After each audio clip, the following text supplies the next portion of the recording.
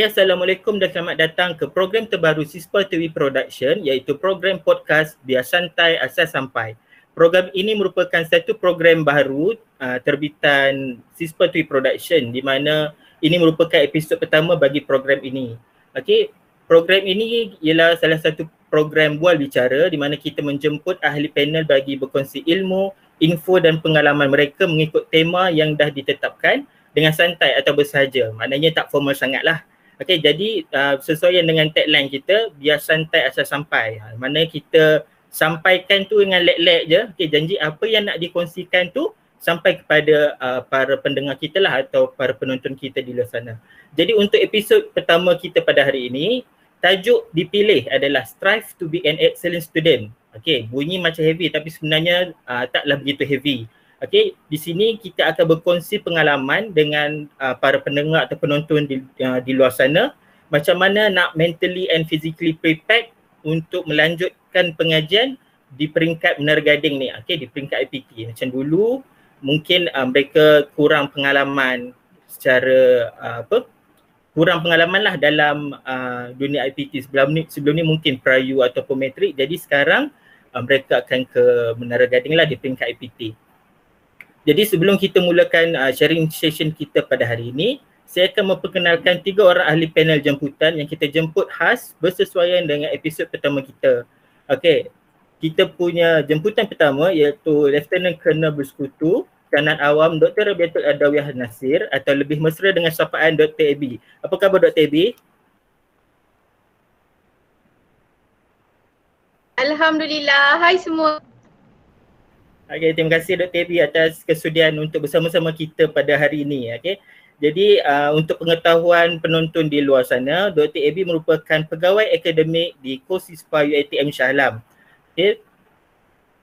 Beliau juga merupakan pensyarah kanan di Pusat Pengajian Pengurusan Taman dan Ameniti FSPU UiTM Shah Alam. Okay. Dr. Abi juga merupakan koordinator akademik di Akademi Kepolisian UiTM PDRM. Okay, jadi tak salah lah, memang Dr. Abi adalah insan yang selayaknya untuk bersama kita pada hari ini bagi berkongsi ataupun share experience beliau lah dalam tajuk kita pada hari ini. Okay, bagi panel jemputan kedua dan ketiga kita merupakan PKS UiTM Shah Alam, PKS Kosispa kita, iaitu yang pertama PKS Senior Muhammad Yuzairi Nabi. Okay, beliau merupakan pelajar semester 5, Yus Betul. Okay, pelajar semester 5 Civil Engineering ataupun pengajian kejuruteraan awam, dan Cik Suyuti Suraya merupakan pelajar semester 3 Sportrek. Okay, Sportrek apa? Sportrek? Sportrek lah, sport recreational. Berbelit lidah nak sebut. Okay, jadi untuk malam ini kita akan berbincangkan tentang persediaan dalam melanjutkan pendidikan kita punya adik-adik barulah. Bila kita berbual tentang melanjutkan pengajian di peringkat IPT, saya yakin ramai yang familiar dengan orientasi. Bila orientasi ni macam biasalah, memang adakan dalam beberapa minggu dan dalam satu tempoh masa yang panjang. Jadi sejak 2019 dunia digemparkan dengan penularan wabak pandemik COVID-19. Jadi pendekatan yang kita telah ambil ialah dengan memperkenalkan ODL, iaitu Open Distance Learning, bagi para pelajar mengikuti kelas lah, bagi mengelakkan face to face, bagi membendung penularan wabak COVID-19 ni. Jadi saya rasa kita akan bertanya dengan Cik Suraya kita, sebab pada saya beliau ni antara batch yang unik di mana mengikuti MDS ataupun Minggu Destinasi Siswa lah. Itu yang UiTM punya minggu orientasi. Beliau mengikuti MDS secara maya, juga mengikuti kelas beliau sepanjang 2 semester lepas secara atas talian. Boleh Cik Suraya kongsikan pengalaman?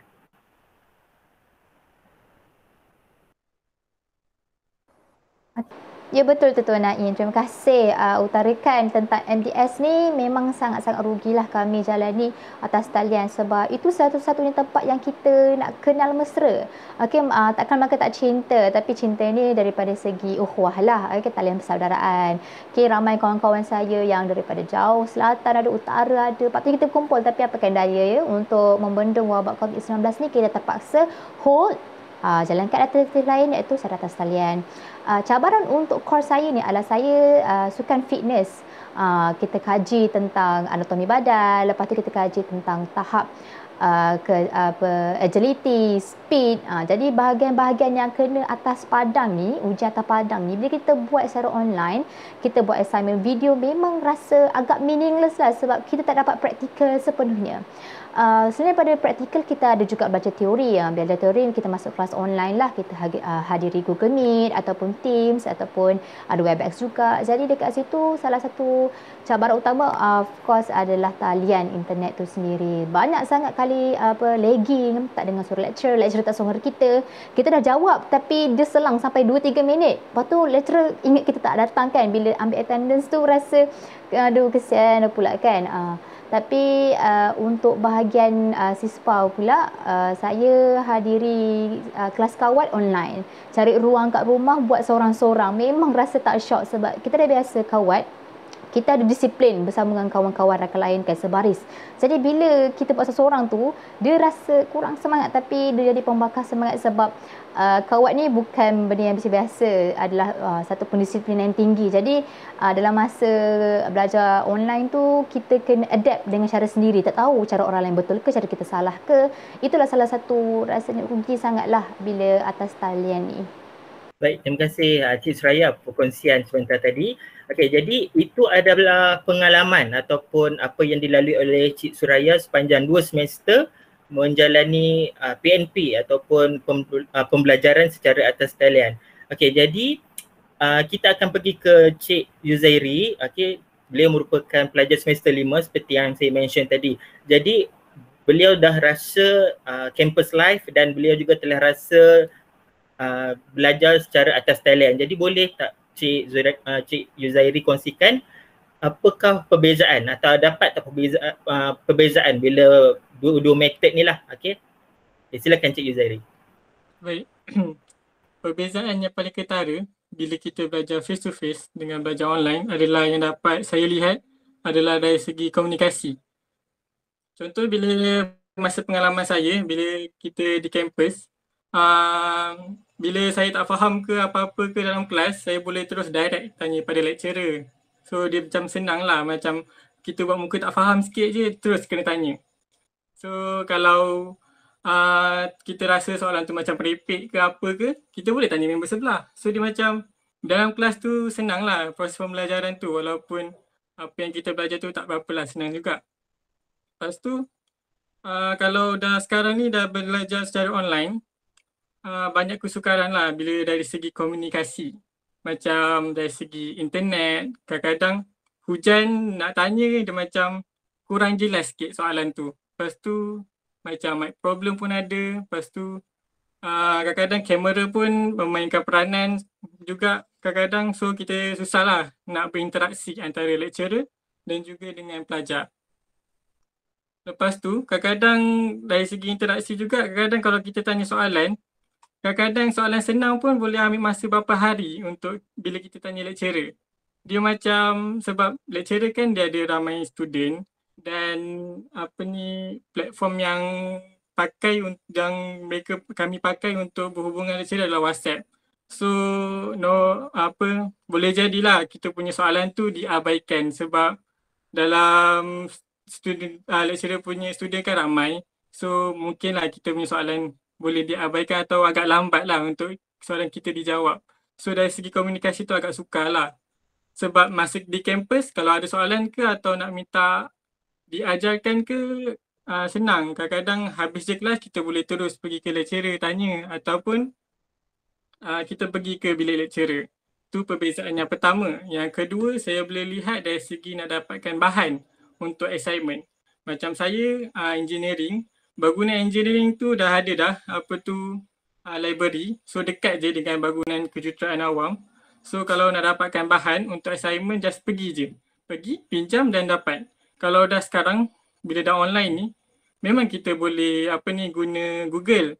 Tapi ada juga bahan-bahan untuk macam buku rujukan atau artikel yang kita perlu register untuk dapatkan, ataupun ada sampai yang kita perlu bayar.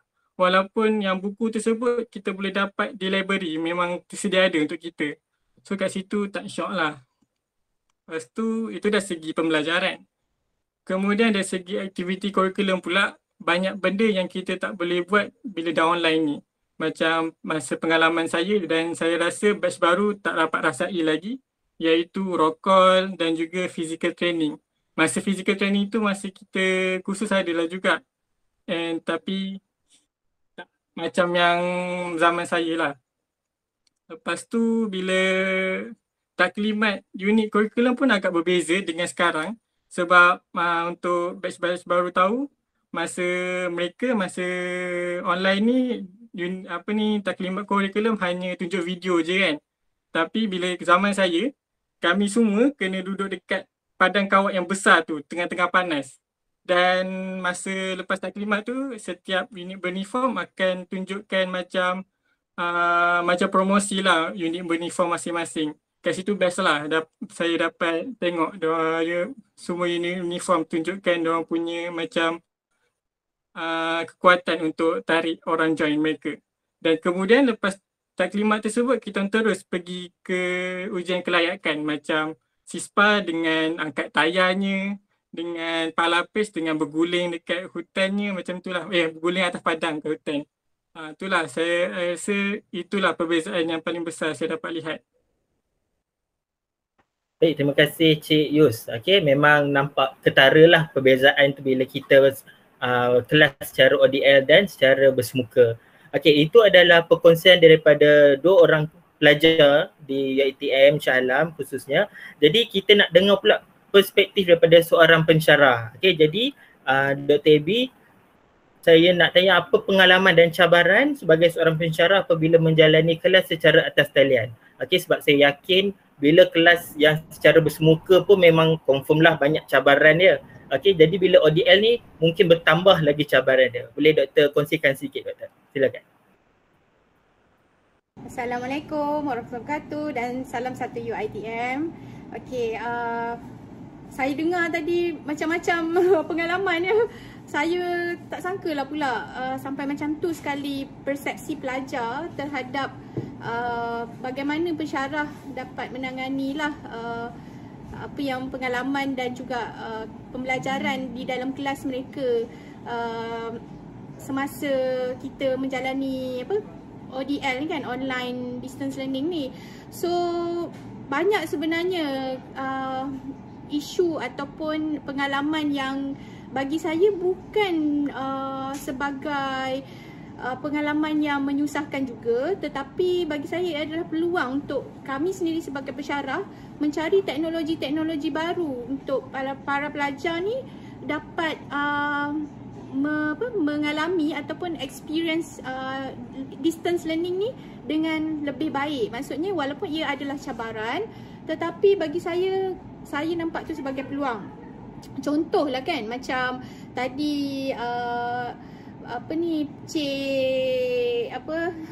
Cik Suraya dan juga Cik Yuzairi mengatakan bahawa mereka bila nak dapatkan data, nak buat physical training, nak buat aktiviti amali dalam kelas, itu juga adalah cabaran kepada seorang pensyarah untuk memberi aspek-aspek pengajaran kepada para pelajar juga. Sebab kami expectation ialah at the end of the class we need to achieve our objective lah. Maksudnya dalam satu-satu pengajaran atau satu-satu kursus kami perlu mencapai learning objective subjek tersebut, di mana kami juga perlu buat sesuatu supaya pelajar mendapat apa yang sepatutnya dalam kursus tersebut. Okey, bagi saya yang paling pertama lah bila kita start kelas tu, kita ada, memang betul saya setuju, kita ada ramai pelajar, which is kalau kita mengalami pengajaran dalam kelas face to face, kita sebenarnya senang nak kenal pelajar, walaupun minggu kedua kita dah boleh cam lah. Tapi kalau dalam ODL ni kita susah nak kenal pelajar tu sebab kita tak jumpa dia. So bila tak jumpa, kita mengharapkan mereka itu berkomunikasi dengan kita secara online ataupun secara online atau di social media lah, macam WhatsApp, Instagram ke. Kita boleh minta mereka ada satu kaedah untuk merapatkan kita punya hubungan lah kan, komunikasi di antara pelajar dan juga pensyarah. So memanglah saya rasa memang sangat mencabar untuk kita mengenali pelajar tu sendiri, sebab bagi saya lah sebagai seorang tenaga pengajar, mengenali pelajar itu adalah aspek penting untuk kita mencapai objektif pengajaran, sebab kita nak bagi dia tahap yang berbeza-beza lah dalam kelas tu. Okey, itu yang kita cakap untuk memastikan pelajar itu mencapai pemahaman dia di dalam kelas. Macam tadilah Cik Yuzari kata nak kena tanya lecturer pun kadang-kadang balas lambat. Okey, itu bukan kadang-kadang dia bukan daripada pandangan saya lah sebagai seorang pensyarah, kadang-kadang bukan balas lambat tu because of dia tak tahu jawapan ke ataupun, tapi mungkin terlalu banyak sangat pelajar yang respons ataupun pelajar yang bagi feedback yang tu macam-macam lah kan. So mungkin dengan tugasan-tugasan lain semasa online ni kita macam saya boleh katalah quote unquote lah burn out jugalah, sebab pelajar tu ramai dan kita nak reach out semua pelajar tu memang agak mencabar. So itu satu, dan kita kena expect win-win situation lah. Pelajar dapat, kita pun dapat. Maksudnya pelajar kena expect how the lecturer himself or herself communicate to the students, and lecturer pun kena memastikan lecturer kena memastikan juga pelajar pun adalah, maksudnya betul lah two-way communication tu lah. So saya masih memegang whatever it is lah, dalam kelas online ke kelas face to face pun, komunikasi lah. Komunikasi is the keyword untuk pengajaran ni. Maksudnya kalau katalah lepas ni kita ada hybrid ke, kita kembali ke kampus pun, komunikasi is the best way untuk memastikan pengajaran itu mencapai matlamat. Okey, itu saja daripada saya. Terima kasih Dr. Abby. Okey, jadi sebenarnya cabaran itu adalah boleh dilihat sebagai satu peluang. Okey, sama ada di perspektif lecturer ataupun student sendiri, sebab ini kalau bukan sekarang, kita uji kemampuan kita dan kemampuan negara kita lah dalam melaksanakan kelas secara atas talian bila lagi. Jadi ini adalah saya lihat satu masa yang amat sesuai lah bagi mendukung aspirasi IR 4.0. Okay. Jadi memang penat, tapi nak tak nak memang kita kena hadap jugalah sebagai seorang pelajar dan sebagai seorang pensyarah. Okay, jadi itu baru round pertama. Kita dah minta ketiga-tiga jemputan khas kita berkongsi pengalaman dan cabaran yang dihadapi. Jadi untuk round kedua, round kedua ni kita ada kena mengena sikit dengan pengumuman pengoperasian IPT oleh YB Datuk Seri Dr. Noraini Ahmad, Menteri Pengajian Tinggi pada 14 September lalu, di mana dalam kenyataan tersebut beliau membenarkan IPT untuk mulakan operasi atau beroperasi semula dan memanggil kembalilah pelajar kembali ke IPT masing-masing dengan beberapa garis panduan lah, seperti lengkapnya 2 dos dan banyak lagi lah yang digariskan. Jadi saya ingin bertanyakan pendapat Cik Yuzari berdasarkan pengumuman yang dibuat oleh YB Datuk Seri Dr. Noraini Ahmad dalam tempoh hari tersebut. Adakah awak bersetuju untuk kembali, atau awak nampak itu sebagai satu peluang untuk kembali ke kampus dan menjalani campus life seperti sebelum ni, ataupun macam masih perlukan masa lagi? Okey, silakan Dok.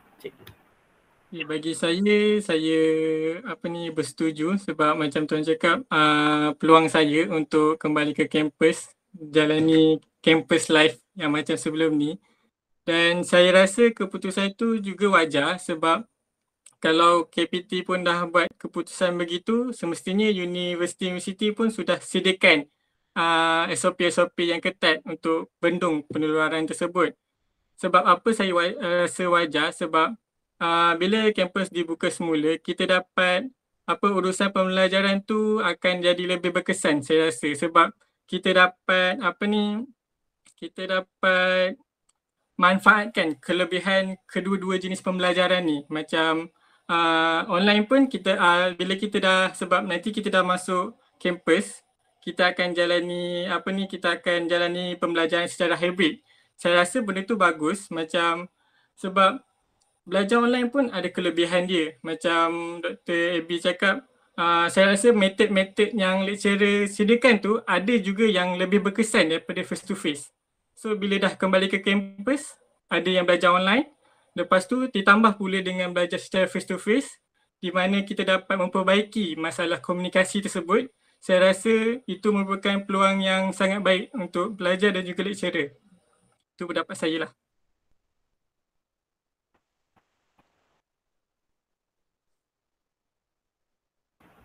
Baik, itu adalah pendapat Cik Yuzairi berkenaan pembukaan semula ataupun pengoperasian semula IPT. Jadi bagi Dr. Abby sendiri, sejauh mana persediaan ataupun persediaan yang perlu dilakukan oleh pihak IPT lah ataupun di peringkat fakulti sendirilah untuk persediaan menerima kembali pelajar ini. Silakan Dr. Abby. Kita kena tengok nombor kes lah. Bagi saya itu yang pertama sekali. Dan yang kedua, kita mematuhi MKN punya fasa-fasa PPN. Tak silap saya lah, itu kan dia punya terms dia kan. So kalaulah kita kata kita ada dalam UiTM, saya dengar kita ada safe bubble, which is kita akan memastikan bubble yang selamat lah, kita panggil supaya dia tidak merebak. Maksudnya orang tak boleh masuk, orang dan pelajar pun boleh dikawal untuk mengelakkan penyebaran dalam kampus sendirilah. Tetapi bagi saya, kalau kita dah ada kita panggil kaedah pengawalan sebegitu, saya rasa wajar kita punya UiTM dibuka semula dengan memastikan pelajar tu telah mematuhi semua syarat-syarat wajib yang ditetapkan sendiri oleh kita punya top management, which is lengkap 2 dos, kita dah buat RTK, PCR test semua, dan kita panggil tu yang stay di hostel selama beberapa hari untuk memastikan kita tidak untuk memastikan ni lah tempoh yang tertentu lah yang telah ditetapkan lah mengikut syarat-syarat yang ditentukan lah. So bagi saya tiada masalah, especially pelajar-pelajar yang memerlukan latihan praktikal, pelajar-pelajar yang memerlukan software pengisian. Macam contohlah saya punya subjek kan, kalau software tu susah jugalah nak install di rumah, which is pelajar sendiri kena ada server yang bagus, ada license server lah, kita pakai license server. Lepas tu internet semua kena laju, capacity komputer pun kena betul-betul mematuhi lah kan kriteria yang perlu ditetapkan oleh software itu untuk berfungsi dengan baik.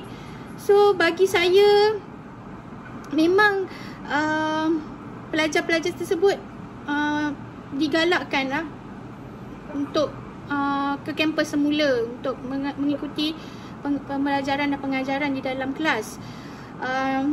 So bagi saya macam sebab sekarang ni bila kita tengok dalam konteks pembelajaran online, walaupun kita cakap teknologi boleh membantu kita, tetapi bagi saya dia tidak mencapai sekiranya melibatkan latihan amali ya.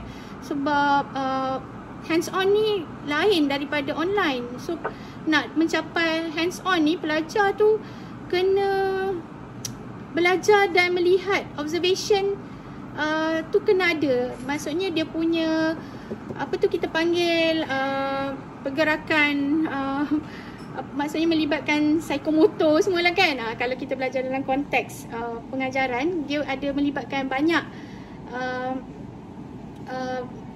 kita punya faktor-faktor yang tertentu itu untuk memastikan pelajar mencapai matlamat dia. Itulah, tak naklah macam contohlah kan kita cerita dalam konteks kita punya Kosispa kan. Boleh kan saya masukkan Tuan Naim contoh? Boleh kan? So kalau kita tengok kalau kita tengok dalam konteks Kosispa, kita memang boleh belajar kawat kaki di dalam talian, tetapi bagaimana kita nak pastikan pergerakan itu adalah yang sepatutnya dalam kawat kaki? Sebab kita nak cakap lagi satu latihan lah, macam somebody said to me, everything yang berkaitan dengan pakai uniform ni kena ada regimental. So bila kita tiada regimental tersebut, kita tidak berada dalam satu pasukan, kita tidak mengamalkan dalam konteks kita bersama-sama melakukan sebagai satu pasukan. Ya, kita boleh buat dalam online dengan kaedah-kaedah tertentu, tetapi secara fizikalnya tidak boleh mencapai kepada kita panggil soul dalam roh kita tak capai pun, because of kita banyak kepada online, which is kadang-kadang vibes dia tak sampai saluran penyampaian tu tak sampai because of kita yelah, bayangkan kalau saya mengajar pun pelajar tutup kamera dan mereka, saya tak tahu dia orang buat apa, mungkin dia orang dengar lah, tapi how the process tu mencapai objektif, kerana saya tak nampak apa yang berlaku di depan mata saya because of kita tak dapat kontrol benda tu. Okay, so kesimpulan yang saya boleh katakan lah, adakah keputusan untuk membuka IPT semula tu, saya rasa memang tindakan yang wajar, tetapi seharusnya mengikuti syarat-syarat dan kita panggil langkah-langkah yang perlu dijalankan lah, supaya kita pertamanya mencapai objektif pengajaran. Yang kedua, kita tidak dapat apa-apa masalah lah dengan penyebaran COVID ni, because kita tak nak lah because of kita eager to balik kampus tapi menyebabkan tinggi pula kes macam tu lah dapat saya.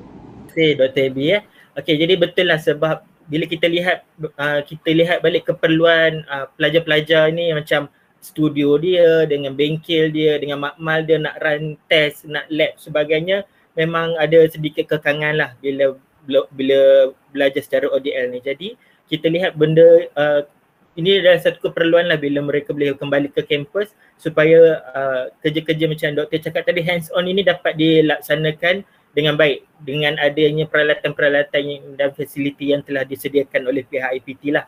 Okey, terima kasih Dr. Abby. Jadi seterusnya soalan yang sama juga kita tanya kepada Siti Suraya. Setuju atau tidak? Setuju atau tidak terus apakah pandangan lah, okay, apakah pandangan Cik Suraya tentang pengoperasian semula IPT? Okay, silakan Cik Suraya. Oh, baiklah. Memandangkan saya 2 SEM dah fully ODL, rasa macam dream come true bila IPT boleh buka. Tapi macam yang Dr. Abby dengan Cik Uzaira ada kata, segala SOP dengan bubble yang diutarakan oleh pihak KPT dan UiTM ni adalah sangat-sangat benar, sebab kita nak pastikan mereka yang berada dalam tu selamat. Walaupun ada pergerakan yang diharuskan, contoh macam ada yang intern kan untuk pergi keluar masuk, tetapi segala itu adalah bawah kawalan sebab kita ada pun JOBSA yang pastikan segala maklumat, segala maklumat dan juga perincian dengan pelajar yang masuk tu adalah betul-betul mendapat lengkap dos 2 untuk vaksin lah. Daripada segi benefitnya, saya ambil pendekatan saya sebagai seorang ahli SMF.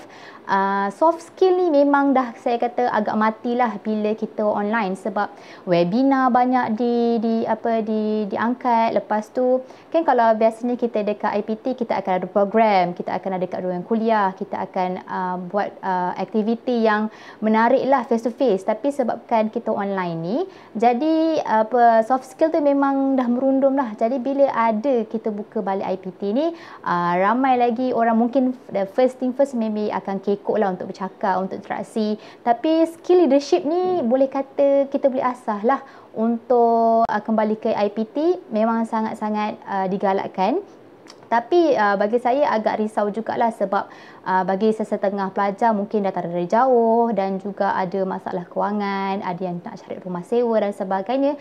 Tapi untuk tu saya rasa pelajar UiTM khususnya tak perlu risau sebab kita ada banyak alternatif dari segi kewangan lah untuk bantu. Tak semestinya anda perlu bergantung harap pada pembiayaan yang anda telah lakukan. Contoh macam ada PTPTN, ada JPA, tapi ada banyak lagi saluran-saluran yang UiTM berikan untuk para pelajar yang disenaraikan, ada yang layak untuk memohon.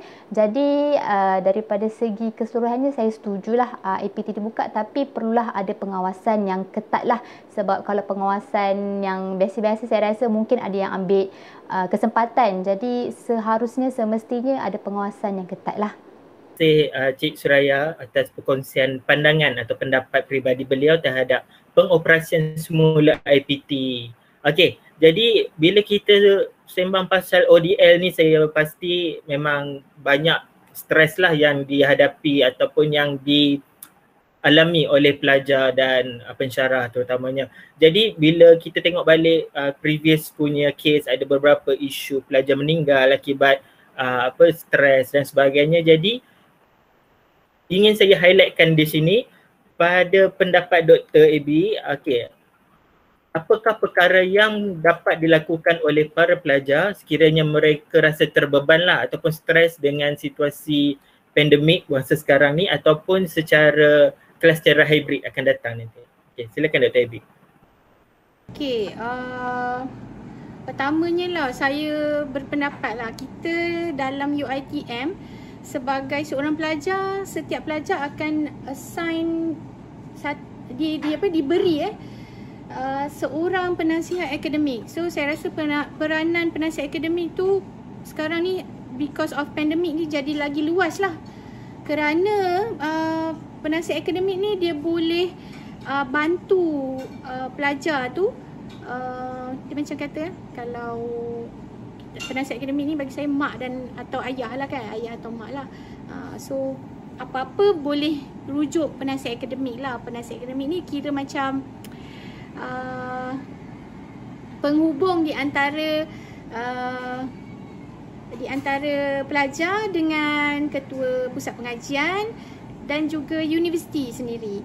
So pelajar tu sendiri kalau rasa terbeban, please lah jangan simpan di dalam hati. Sebab saya lah, contoh saya kalau pelajar tu walaupun yelah saya boleh communicate dengan WhatsApp je lah kan, saya akan tanya dalam grup, saya kata setiap hari, tak adalah setiap hari kan, tapi mestilah tanya kan, sembang-sembang dengan diorang, apa khabar korang, ada masalah ke, contoh kalau kampung dia kena banjir ke kan, saya akan bagi tahulah kalau nak bantuan, bagi tahu, janganlah simpan sorang-sorang apa masalah. So itulah bagi saya sebagai seorang pensyarah peranan penasihat akademik tu lah. Dan juga pelajar jangan simpan, jangan diam je kan. Sebab kita tak tahu, ada orang masa bukan pandemik dia tak ada masalah, tapi bila time pandemik dia terbeban because of mungkin kewangan keluarga, mungkin ada juga sebab dia dari kawasan yang susah mendapat talian untuk pembelajaran dia. Mungkin juga dia berkongsi komputer dengan adik-beradik yang lain. Banyak masalah lah saya pun dengar jugalah luahan-luahan perasaan pelajar ni. Sebab kita tak nak lah dia, yelah sebab orang kan kalau dalam keadaan susah ni dia tak boleh berfikir. So memang kita kena pujuk dia lah sebagai seorang pensyarah dan juga sebagai seorang penasihat akademik lah. Selain daripada tu, okey, katalah kalau saya bukan penasihat akademik pun sebagai pensyarah, boleh reach je mana-mana pelajar, tanya macam tu lah. Ataupun pelajar pun kalau dia tak nak tanya dengan penasihat akademik pun, dia boleh juga tanya dengan mana-mana pensyarah yang dia rasa boleh close dan boleh mendapatkan penyelesaian kepada masalah masing-masing lah. Tetapi kalau misal kata tak boleh juga, bagi saya kita ada kaunselor. Kaunselor ni banyak sebenarnya dia boleh bantu sebab dia punya saluran tu lebih luas. Kita pun ada pusat zakat. Banyaklah lagi lah saluran-saluran. Maksudnya sebab tu saya kata penasihat akademik ni dia boleh link dengan banyak saluran juga. So peranan dia besar dan dia boleh rujuk kepada HEP fakulti juga. SMF pun kan, Cik Su kan, boleh juga, tak ada masalah. So siapa-siapa pun boleh bantu dan bagi saya tak ada isu pun rasa terbeban tu sekiranya tidak meminta bantuan. So please get help. Minta bantuan, minta tolong.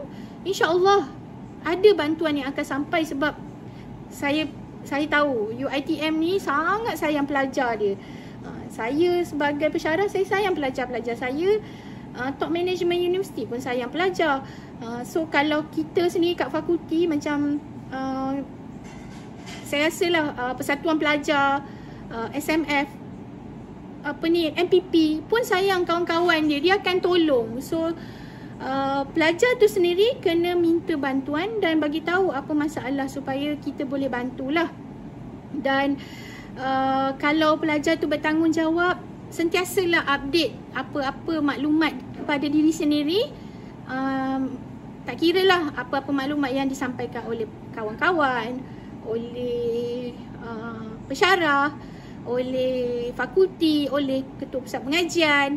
Dan sentiasalah tengok maklumat-maklumat daripada email ke ataupun Facebook UiTM ke, Instagram ke, apa-apalah maklumat yang boleh mendapatkan kita kepada up to date. Kalau tak, kita akan hilang ataupun semangat pun.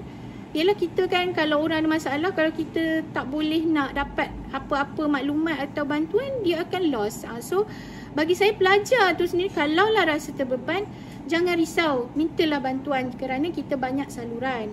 Okay, jadi saya tertarik dengan satu point tadi, seek for help. Macam dapatkan khidmat nasihat atau bantuan daripada lecturer yang rasa mudah didekati ataupun kita punya supervisor lah.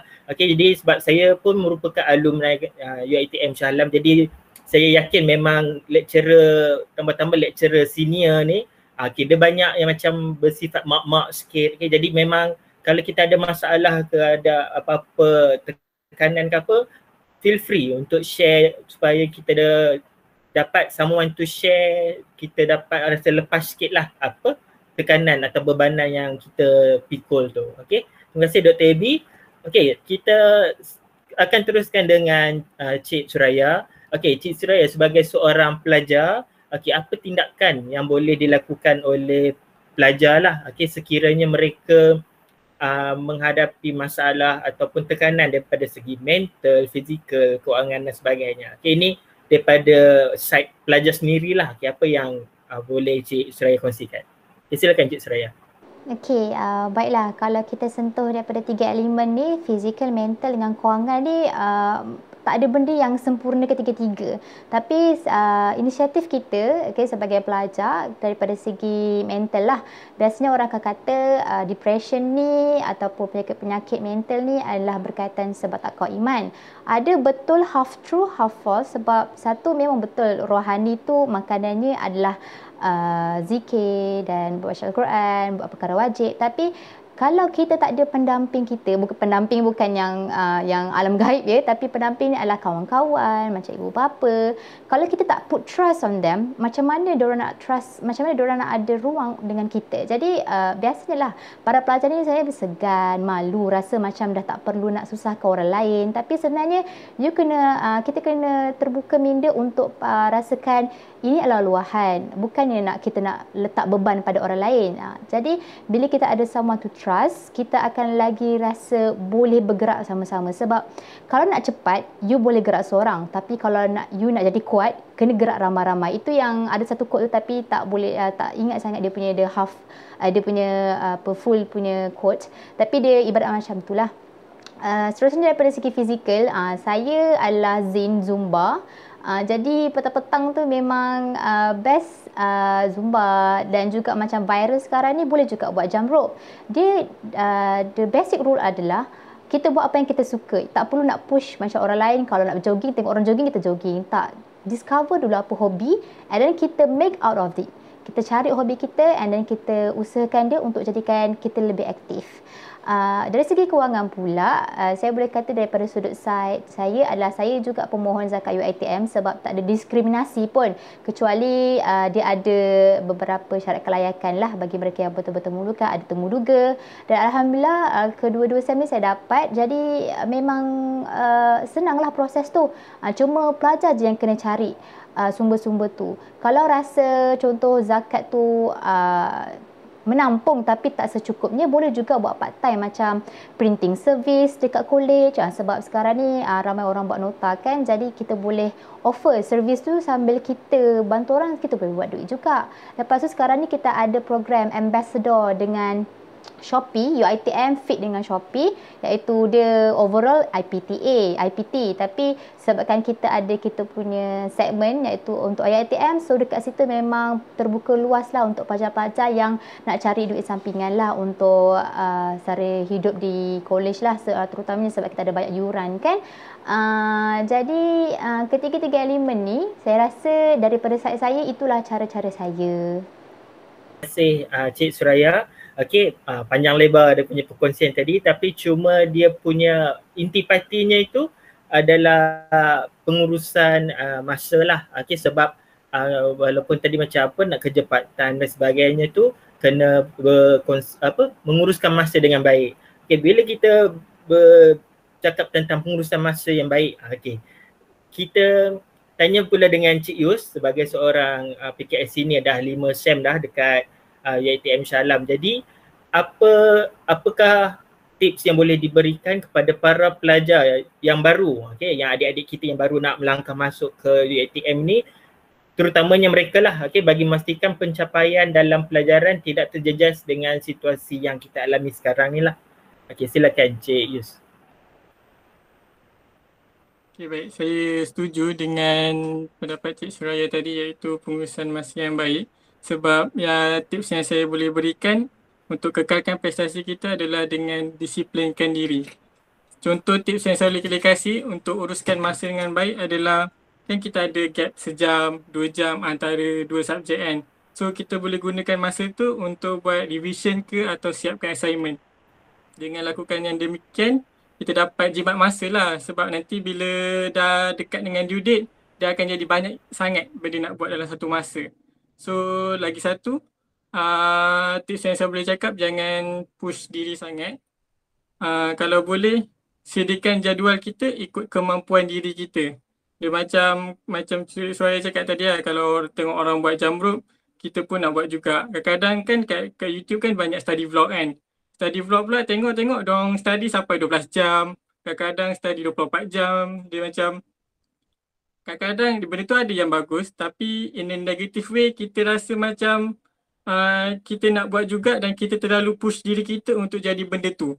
Sampai kan saya ada macam quote yang saya jumpa, iaitu hard work is not our enemy, but the perfectionism is our enemy. Sebab kita nak sangat belajar 12 jam tu sampai kita lupa apa tu, kenapa kita belajar, iaitu untuk dapatkan grade yang baik, untuk tambahkan ilmu. So benda tu jadi tak sihat lah. Lepas tu kalau boleh susun lah ikut jadual macam kemampuan sendiri. Kita raikan kemampuan kita. Maksudnya kalau benda tu kita bagus buat, kita polish ada lagi. Kalau macam benda tu kita kurang ataupun kita tak pandai, mungkin ada salah satu lah, kadang benda tu memang kita tak boleh buat, ataupun benda tu untuk diri kita perlukan masa. Macam orang lain ada benda yang kita boleh buat cepat, yang dia cepat belajar. Ada benda yang benda tu juga untuk orang lain dia lambat sikit. So everyone have their own struggle. So keep in mind lah benda tu. Lepas tu saya punya tips yang kedua adalah sentiasa berhubung dengan lecturer dan juga rakan-rakan sepelajar kita lah, rakan-rakan sepelajar. Sebab kita kan duduk rumah. So kadang-kadang kita senang untuk lost track. Kadang-kadang ada masa saya lupa yang saya seorang pelajar. Sebab telah terlalu lama duduk kat rumah kan. So keep in touch lah dengan kawan-kawan. Kadang-kadang alang-alang keep in touch tu try lah tanya khabar dia orang. Tengok sebab kita tak tahu kan keadaan masing-masing, semua duduk berjauhan. So dari situ kita boleh tahulah macam kalau dia ada kesukaran kita boleh lah share macam dia boleh lah share masalah yang kita ataupun kita juga boleh share masalah dengan dia orang. Lepas tu keep in touch juga dengan lecturer macam kalau tiba-tiba masa tu kita rasa macam terlalu terbeban dengan assignment banyak ke atau deadline dia dekat-dekat, contact je lecturer macam Dr. Abi cakap, contact je walaupun kita tak dapat extend kalau kita macam contohnya masalah kita rasa terbeban sebab deadline tu dekat sangat. Lepas tu kita try tanya lecturer walaupun kita tak dapat, bukan saya cakap kalau tanya lecturer boleh dapat extend sepenuhnya. Memang bila kita tanya memang kita dapat extend tak sebab mungkin ada sebab kekangan. Mungkin ada kekangan yang lecturer tak bagi extend tapi lecturer tetap akan bagi bimbingan untuk kita untuk membolehkan kita buat assignment tersebut. So jangan risaulah dan rasa terbeban. So itu saja tips saya yang boleh saya bagi. Baik, terima kasih Cik Yus atas perkongsian ataupun tips yang dikongsikan sebentar tadilah. Okey, sebelum kita akhiri podcast kita pada hari ini, jadi saya nak jemputlah kita punya jemputan khas ketiga-tiga untuk memberikan sedikit kata-kata semangat atau harapan kepada pelajar baru yang akan melangkah masuk ke UiTM terutamanya dan juga mereka yang pelajar lama yang akan kembali ke kampus lah bagi menyambung pengajian di semester kedua, ketiga dan seterusnya. Yalah, mungkin kita boleh mulakan dengan Dr. Abi untuk sedikit kata-kata semangat dan dan harapan lah untuk mereka. Silakan Dr. Abi. Okey, saya suka tadi petik kata-kata Cik Khairi dengan Cik Su lah. Sebenarnya ilmu tu milik Allah. So macam kalau kita rasa kita belajar ni untuk mencari ilmu Allah ataupun ilmu yang Tuhan bagi kan. So kita kena letakkan diri kita lah di tempat di mana kita nak menuntut ilmu. Tak kira lah kalau ODL still kita kena teruskan because of kita nak mengelakkan cabaran-cabaran pandemik ni.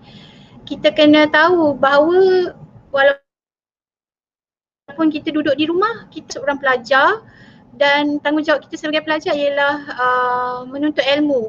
Dan macam Cik Su kata tadi lah, kalau kita dah tak boleh nak buat apa-apa, manage time dengan betul lah. Itu memang the best things yang sepatutnya kita amalkan, pengurusan masa. Sebab T is time. Time is something yang relative. Bila you tak handle, you tak boleh nak catch up. So kena pandai-pandai uruskan masa supaya kita tidak ketinggalan sebab menuntut ilmu ni orang cakap jihad So jiwa bersih, even kalau sesuatu terjadi dalam kita menuntut ilmu, Allah angkat kita punya timing menuntut ilmu tu sebagai amalan yang mulia. Whatever it is lah apa yang berlaku kan, tapi dia adalah amalan yang mulia. So bagi adik-adik lah adik-adik, anak-anak lah anak-anak yang lepas ni nak sambung pelajaran dan yang akan balik ke kampus, saya nak you all sentiasa kuat semangat sebab kita nak maintain safe bubble, kita akan banyak SOP. Itu pertama. Yang kedua, kita kena kuat semangat tu because of kita tak tahu kaedah pengajaran tu berlainan sedikit, mungkin ialah tak ada ODL sepenuhnya atau mungkin dia jadi hybrid kan. So kita kena kuat semangat in terms of kita nak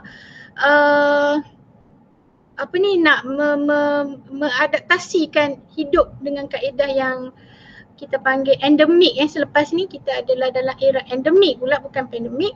Kita kena jadi orang yang kuat semangat dan juga saya rasa itulah menuntut ilmu tu kena tetapkan dalam hati adalah satu jihad. Okey. Baik, terima kasih Dr. Abi atas nasihat, peringatan dan kata-kata semangat yang telah diberikan sebentar tadi. Okey, seterusnya mungkin Cik Yuzairi ada apa-apa sepatah dua kata-kata semangat juga untuk adik-adik yang bakal menjadi junior ni. Okey, silakan Cik Yus. apa yang boleh saya share macam pada pelajar baru dan juga rakan-rakan saya adalah nanti bila kita dah masuk buka sem baru ni, for sure kita akan alami beberapa kesukaran. Kadang-kadang ada kesukaran yang sampai kita tak boleh expect atau kita rasa kita tak mampu untuk laluinya. So suka untuk saya share macam apa daripada Al-Quran dalam surah Insyirah, iaitu Allah cakap bersama kesukaran ada kesenangan, iaitu Allah guna perkataan bersama. Maksudnya bila kita dalam situasi yang sukar, for sure akan ada kemudahan. Jadi tips yang boleh saya berikan adalah macam Rasulullah cakap, exhaust yourself when you are free. Sebab kenapa kita perlu sibukkan diri kita adalah bila kita biarkan diri kita tak buat apa-apa, sebenarnya kita biarkan perasaan negatif tu, perasaan negatif yang kita berada dalam kesukaran tu macam selubungi diri kita. Sehingga kita lupa tentang wujudnya kemudahan yang Allah dah kasih tu.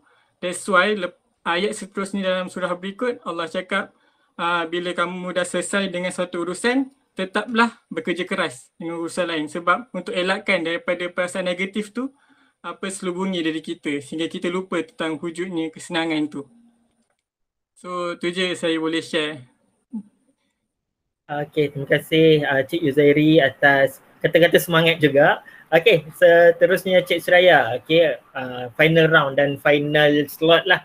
Okay, sedikit kata-kata semangat buat juga bakal junior. Mungkin ada yang dalam kalangan pendengar kita atau penonton kita ni bakal menuntut di Sport Rec. Jadi junior Cik Suraya lah lepas ni. Okay, sedikit kata-kata semangat. Okey, baik.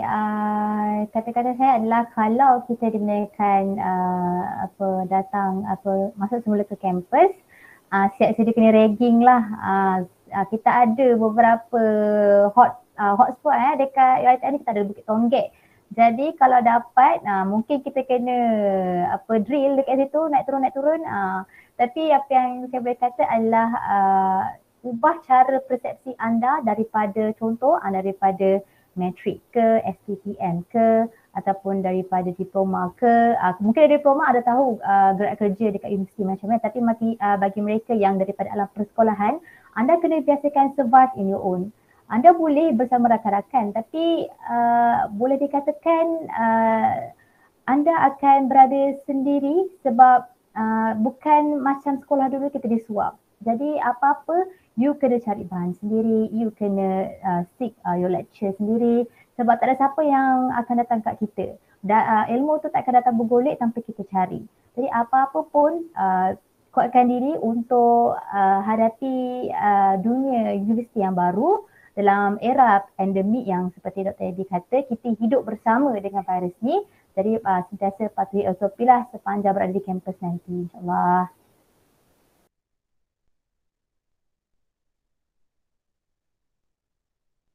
Tak buka mic. Okay, terima kasih Cik Suraya atas khidmat nasihat lah yang diberikan sebentar tadi bersama dengan kata-kata semangat juga. Okay, jadi dengan berakhirnya kita punya dengan berakhirnya kata-kata semangat dan kata-kata perangsang lah pada kita punya intake baru dan yang lama juga. Jadi tamatlah sudah kita punya podcast pada hari ini. Jadi saya ingin merakamkan setinggi-tinggi penghargaan, ucapan terima kasih kepada ketiga-tiga jemputan khas kita atas kesudian bersama dalam recording kita pada malam ni. Okey, jadi seperti apa saya dapat rumuskan sedikit, kita punya perbincangan pada hari ini adalah bersedia-sedia mentally dan physically, kerana lepas ini daripada pandemik kita akan moving on kepada era endemik. Jadi akan banyak lagi SOP dan guideline yang akan disediakan. Jadi kita kena patuhlah bagi mengekang penularan dan mengurangkan kadar kebolehjangkitan dalam kalangan kita lah yang mana yang bakal kembali ke kampus. Semoga kita dapat mengurangkan orang kata kluster IPT lah. Okay. Jadi saya rasa untuk episod kali ini setakat itu sahaja. Kita akan kembali lagi dalam episod yang akan datang dengan tajuk yang baru. Okay, jadi untuk nak tahu, dah tersasul pula. Okay, jadi nak tahu topik apa yang kita akan bincangkan pada episod kedua kita, stay tune dengan Sispa TV Production. Okey, Assalamualaikum dan bye.